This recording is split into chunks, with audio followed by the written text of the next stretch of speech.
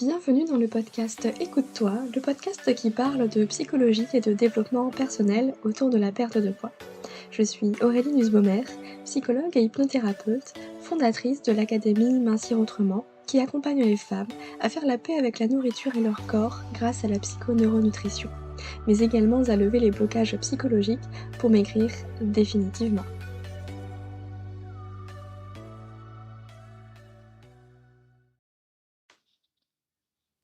Bienvenue dans l'épisode numéro 60 du podcast Écoute-toi.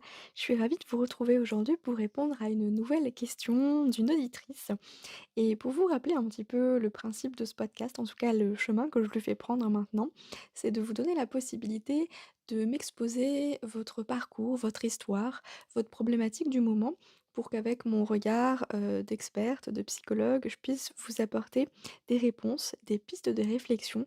Alors bien sûr, ce sera vraiment de manière très générale, hein, pour que ça puisse parler à tout le monde et en fonction des infos que j'ai aussi, bien entendu. Et si jamais vous avez envie de participer, moi ça m'aide beaucoup, ça me permet de créer des épisodes qui soient vraiment, intéressants pour vous, que ça réponde à une vraie problématique. Donc n'hésitez pas à utiliser le petit formulaire qui est directement dans les notes de cet épisode. Et aujourd'hui, eh bien, je réponds à la question de Magali. Une question très intéressante en tout cas, un parcours, qui va me donner l'occasion d'aborder plusieurs sujets. Donc je vais vous lire un petit peu ce qu'elle m'a écrit et petit à petit, je vais y répondre. Comme beaucoup, je continue d'espérer, d'arriver à mincir et malgré ce que je tente, je n'y arrive toujours pas. J'ai déjà essayé tellement de choses, surtout sur le plan psychologique, afin de comprendre d'où venait ma problématique, comment passer à autre chose, mais plus je fouille dans mon passé, moins je trouve d'explications à mon comportement alimentaire. Je vais m'arrêter là dans un premier temps pour répondre point par point à tout ça. Alors Magali, si tu m'écoutes, je vais me permettre de te tutoyer, parce que voilà, c'est plus naturel pour moi, donc j'espère que ça ne te dérange pas. Et c'est hyper intéressant ce que tu soulèves, la question de la compréhension, du travail sur soi, pas mal d'aspects, psychologiques et cetera. Et là où j'ai envie, de revenir, c'est simplement sur cette question de comprendre, ça ne suffit pas, effectivement, à changer les choses. Contrairement, hein, à ce qu'on pourrait penser, il y a notamment, du coup, la psychanalyse qui préconise le fait de comprendre l'origine d'un comportement pour le désarmer, pour qu'il s'en aille tout simplement. Malheureusement, dans la plupart des cas, c'est pas suffisant. C'est pas parce qu'on a compris pourquoi que ça s'en va, ce comportement, cette problématique. Et il y a des thérapies justement qui, à l'inverse de la psychanalyse, ne vont pas chercher le pourquoi, mais qui vont plus être sur le comment, c'est-à-dire qu'ils vont pas être centrés sur le passé, mais plus être centrés sur le présent et l'avenir. Comment est-ce qu'on fait là maintenant, tout de suite, aujourd'hui, pour régler cette problématique? Il y a notamment du coup les TCC, les thérapies cognitivo-comportementales, qui vont vraiment travailler sur le comportement, mais aussi sur les pensées.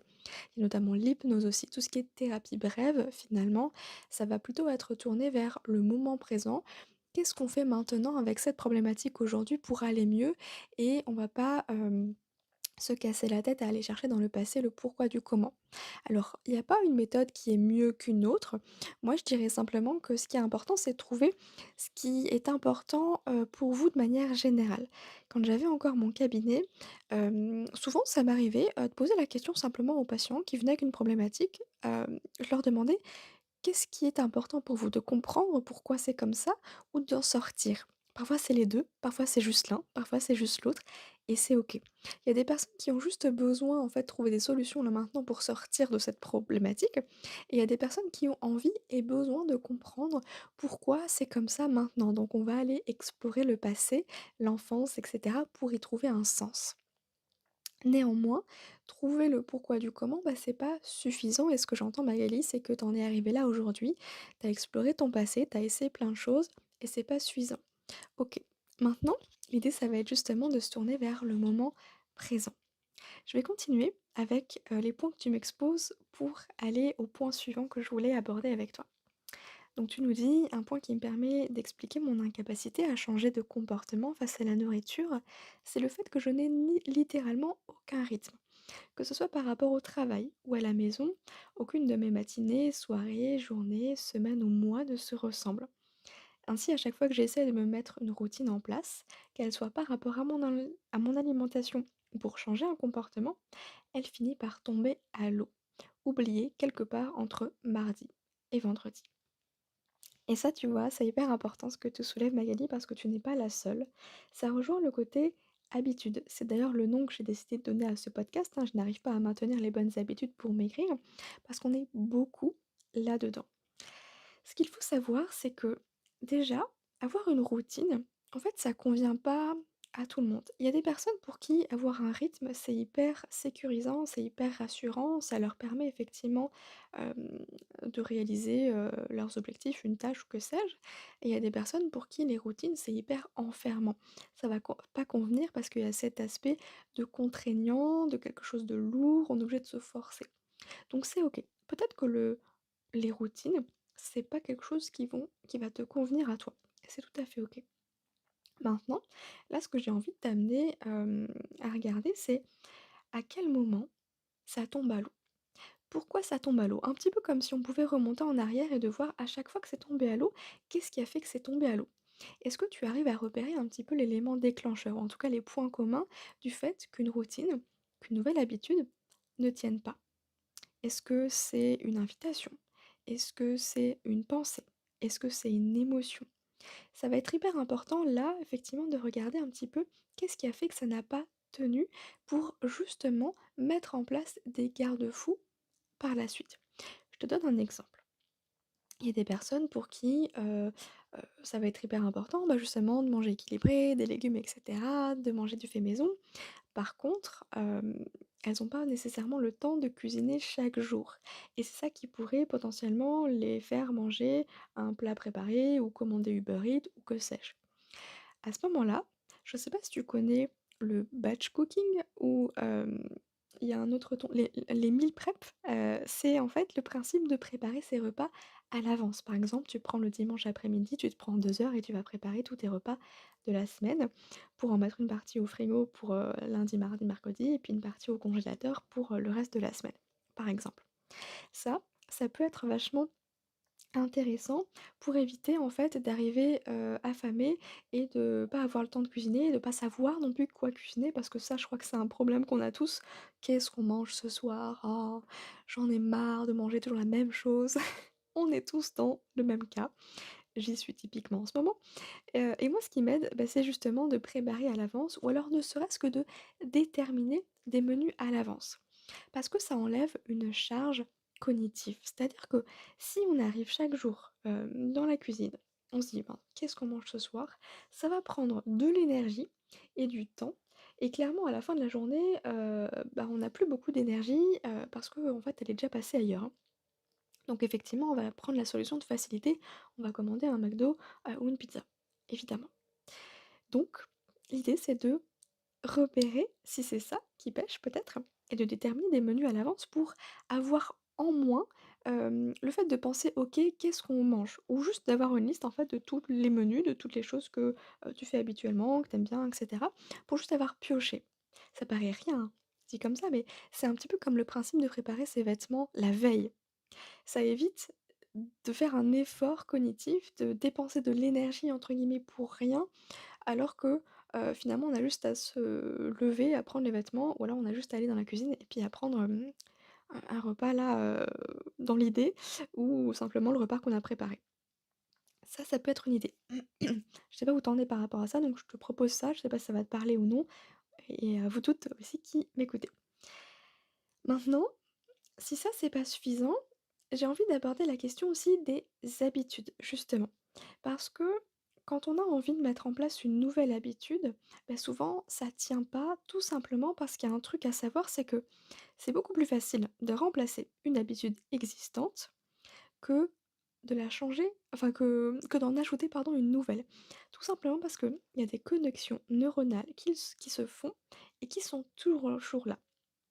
Les connexions neuronales, les habitudes, typiquement, c'est, quelque chose qui a été créé par notre cerveau. C'est un espèce de raccourci qui nous fait gagner, encore une fois, du temps et de l'énergie pour notre cerveau. C'est pour ça qu'une habitude, ça ne demande aucun effort. Alors bien sûr, l'habitude de manger du chocolat le soir devant Netflix, effectivement, ça demande moins d'efforts qu'une autre, imaginons. On est bien d'accord.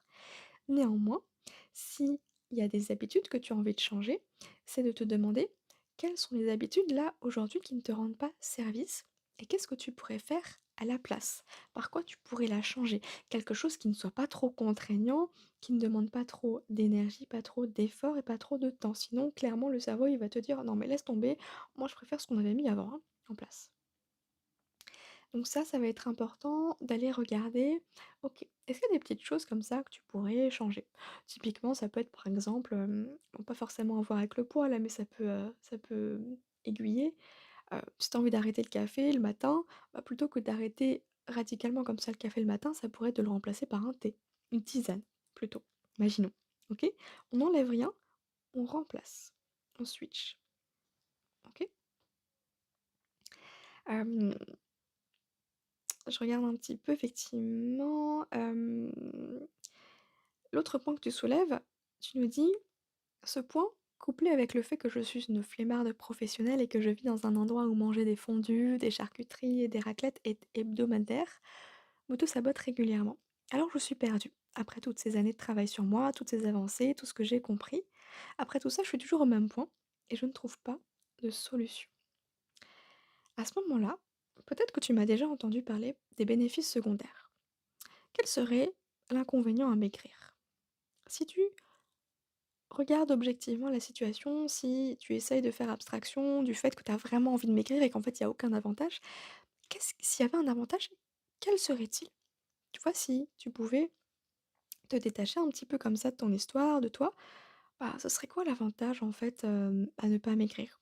Ou autrement dit l'inconvénient à maigrir? C'est la même question, hein, tournée différemment. Et c'est hyper important de repérer aussi ces bénéfices secondaires parce qu'ils sont souvent inconscients et c'est ça qui nous empêche réellement de maigrir. Et au-delà de tout ça, je vais t'amener à faire un exercice que j'aime beaucoup proposer, c'est l'exercice des pourquoi.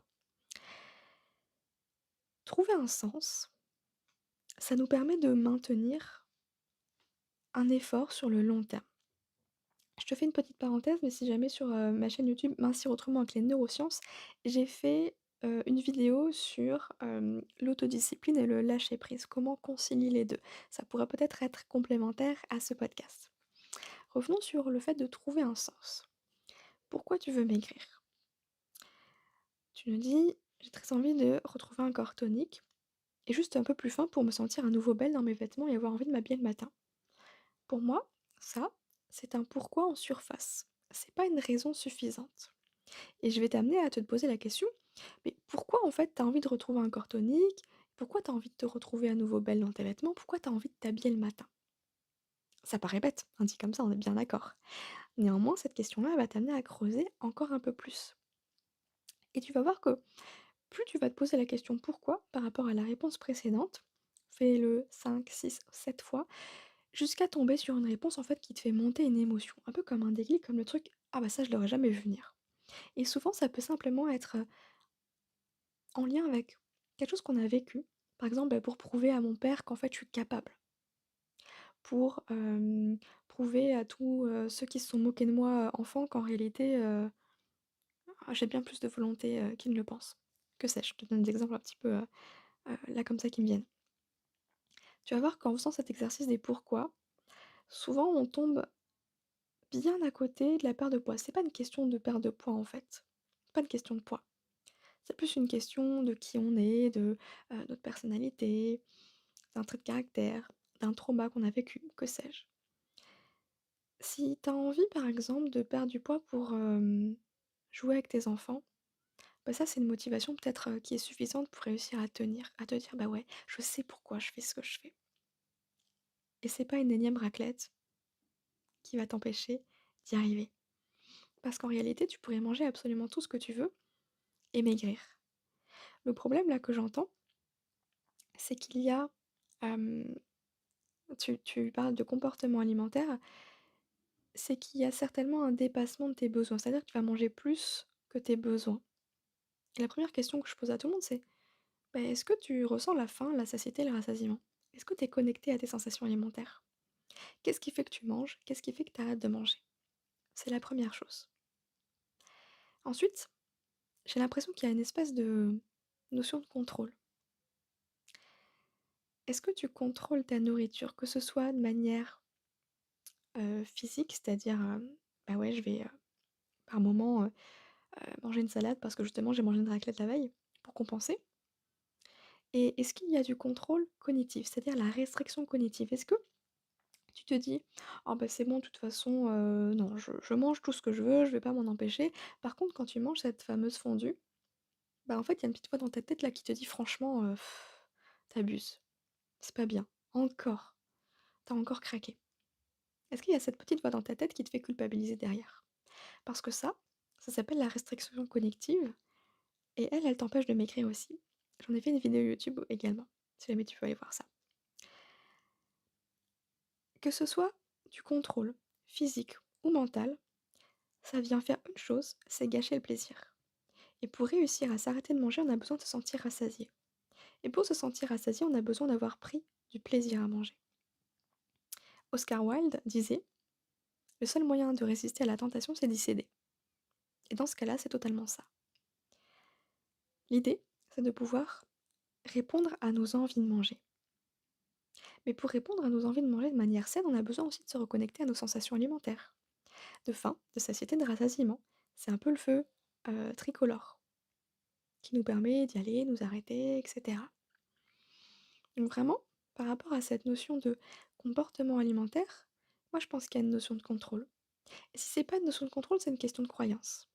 Parce que du coup, ce que j'entends, c'est que tu nous dis que tu es dans une région où bah, justement, ça permet pas forcément enfin y a ça force un petit peu, ça pousse à «l'auto-sabotage» entre guillemets, à cause de ces repas riches et cetera. Mais en fait, ça c'est une croyance. Je t'assure que tu pourrais manger de la raclette tous les jours et maigrir. Et comment c'est possible? Parce qu'en fait, c'est pas une question de ce que tu vas manger, mais c'est une question de besoin. Alors là, on va être dans le côté calorique. Tu pourrais manger, je sais pas, 5 000 calories de raclette et 5 000 calories de carottes, ça fait le même résultat. Ça va te faire grossir si c'est au-delà de tes besoins. Et je distingue bien la notion de poids et de santé. Parce que là, je parle pas de santé. Bien sûr qu'effectivement, manger de la raclette tous les jours, ça va pas te permettre d'être en bonne santé. Mais c'est pas le sujet, là, on parle de poids, de perte de poids. On est d'accord? J'ai également fait une vidéo, pour présenter l'expérience, de Mark Hobb, qui est un nutritionniste américain qui a testé pendant, je sais plus, 1 mois ou 2, de manger que des, pizzas, Oreos, burgers et qui a perdu 12 kilos. Tout simplement parce qu'en fait, bah, il a pas mangé plus que ses besoins. Et c'est là où souvent, bah, ça pêche. C'est qu'on croit qu'il faut manger sainement et cetera, alors qu'en réalité, c'est pas ce qu'on mange, c'est la quantité qu'on va manger et la quantité qu'on va manger, elle est aussi liée à ce contrôle, à toutes ces pensées qu'on va avoir. Et pour, enchaîner sur cette question des croyances, tu nous dis: «Je suis flemmarde professionnelle». Tu vois un petit peu l'image que tu as de toi? Ce que tu dis de toi, c'est une croyance que tu as à propos de toi-même. Je sais pas si tu es familière avec, le modèle de Brooke, le, triptyque comme moi je l'appelle. C'est cette idée que nos pensées vont influencer nos émotions et nos émotions vont influencer nos comportements. Pour te donner un exemple, quand tu te dis: «Je suis une flemmarde professionnelle», comment tu te sens? J'imagine que c'est, voilà, pas des émotions super agréables. Quand on n'est pas dans des émotions super agréables, qu'est-ce qu'on a envie de faire à ton avis? Bah, rien, on va procrastiner. Bah, non, on va se la refaire cette, énième raclette. On lâche prise. Mais là, on est plus dans le laisser aller plutôt que le lâcher prise. Là aussi, j'en ai fait une vidéo YouTube. En fait, c'est pour te montrer l'impact des pensées sur tes comportements. Effectivement, si tu te dis que tu es une flemmarde professionnelle, que tu as aucune volonté, heu, que, bah, évidemment, ça va pas te donner des émotions motivantes pour mettre en place les comportements qui vont te permettre de maigrir derrière. Est-ce que tu vois un petit peu l'idée où je veux en venir? OK. Je continue dans ce que tu me disais. Parfois, j'ai envie de tout lâcher et arrêter de me mettre la pression, ayant à mettre en la matière du zéro pression à la maison qui donc m'encourage à être comme lui sur ce point. À chaque fois que j'essaye, je tombe dans encore plus dans l'addiction et pas seulement avec la nourriture. Est-ce que je dois travailler sur autre chose? La flemmardise, par exemple. Je ne sais plus comment prendre les problèmes et j'ai très envie de me retrouver justement un corps tonique, plus fin, pour me sentir plus, à nouveau plus belle dans mes vêtements, envie de m'habiller le matin et surtout j'aimerais ne plus me prendre la tête avec ça. Eh bien, tu vois, Magali, juste le fait de savoir que tu te prends de la tête avec l'alimentation, avec le poids, avec le corps, ça prouve que il y a des pensées de contrôle, de restriction et des croyances limitantes, des croyances qui ne te rendent pas service dans tout ça. Donc, vraiment, tout ce que tu as pu apprendre sur toi, c'est super. Maintenant, laisse ça de côté et regarde sur le moment présent, sur l'ici et maintenant. Quelles sont tes pensées à propos de la nourriture, à propos de toi? Comment tu te sens avec ces pensées-là?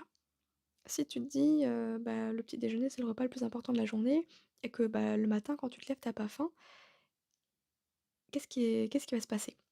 Si tu te dis que le repas est le plus important de la journée et que t'as pas faim, mais que du coup, tu sais pas quoi faire, tu vas te dire: «Bah non, il faut quand même que je mange». Tu vas être tiraillé entre le fait: «Ah mais j'ai pas faim, il faut quand même que je mange parce que c'est quand même le repas le plus important de la journée, sinon je vais pas tenir, c'est une catastrophe». Bah du coup, qu'est-ce que tu fais? Tu vas manger, alors que t'as pas faim. Tu manges déjà plus que tes besoins. Si à l'inverse, tu décides de pas manger, de t'écouter, d'écouter le fait que t'as pas faim, OK, donc tu manges pas. Mais qu'en fait, il y a cette petite voix dans ta tête qui te dit: «Ouais, mais quand même le petit déjeuner, c'est le repas le plus important de la journée». Là, tu es en train de te dire: «Oh, non, mais là, c'est pas possible, je suis en train de sauter un repas. Ça va foutre en l'air absolument, tout mon métabolisme et cetera», donc tu sais, encore là-dessus, ça va te créer du stress et le stress aussi, ça va agir sur le poids et nous faire stocker davantage. Donc moi, je pense que c'est vraiment plus au niveau, tu vois, du contrôle, mais le contrôle, c'est un comportement. Donc la base, c'est de revenir aux pensées. Quelles sont les pensées aujourd'hui que tu as? Et je t'invite à les remettre en question parce qu'en fait, toutes ces pensées-là, aujourd'hui, elles t'amènent à rester dans cette situation avec ce poids en trop qui t'empêche de maigrir. Et j'adore la citation d'Einstein qui nous dit: «La folie, c'est de faire toujours la même chose et de s'attendre à un résultat différent». Alors pour commencer, eh bien, tu pourrais simplement voir si en ayant d'autres pensées, en sortant justement sur ces pensées de contrôle, de restriction, il y a pas autre chose qui peut s'en dégager. Alors, je sais, hein, que c'est pas facile du tout, parce que justement, ça demande, vraiment, de réussir à changer ses pensées, à se rassurer aussi par rapport au fait qu'on pourrait manger de la raclette tous les jours et maigrir. Mais ça, c'est tout un cheminement. Et si là, c'est compliqué pour toi, là, je t'invite vraiment à te faire accompagner. Parce que c'est pas toujours évident justement de sortir de cette restriction, qu'elle soit réelle ou cognitive. C'est vraiment possiblement la partie la plus difficile, même si c'est la partie la plus invisible. Mais c'est celle qui a le plus d'impact aussi aujourd'hui sur tes comportements.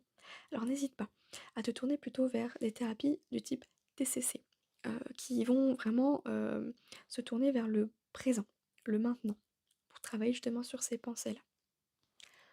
Et tu peux tout à fait aussi le faire de ton côté. Sur ma chaîne YouTube, justement, j'ai des vidéos sur les croyances, comment les repérer, comment les changer. Donc n'hésite pas à aller voir aussi tout ça. J'espère en tout cas que ça t'aura aidé, ça t'aura apporté des pistes de réflexion, peut-être un changement de perception, un changement de regard un petit peu sur tout ça. Et encore une fois, bah merci. Merci à toi Magali pour m'avoir posé cette question, pour avoir amené ce sujet sur la table. Et si vous toutes qui m'écoutez avez aussi une question, une problématique, quelque chose que vous avez envie de partager, et ben n'hésitez pas à utiliser le formulaire qui est directement dans la description du podcast pour m'envoyer ces questions et vous retrouverez d'ici quelques semaines, quelques mois, et bien une réponse dans ce podcast à travers un épisode complet. Je vais vous souhaiter une très bonne journée. Prenez soin de vous et je vous dis à bientôt. Si vous avez aimé cet épisode, je vous invite à le partager et à noter le podcast avec 5 étoiles sur Apple Podcast afin de le faire grandir et découvrir à d'autres femmes qui ont besoin d'entendre ce message. Je vous remercie pour votre soutien, je vous dis à très bientôt, prenez soin de vous.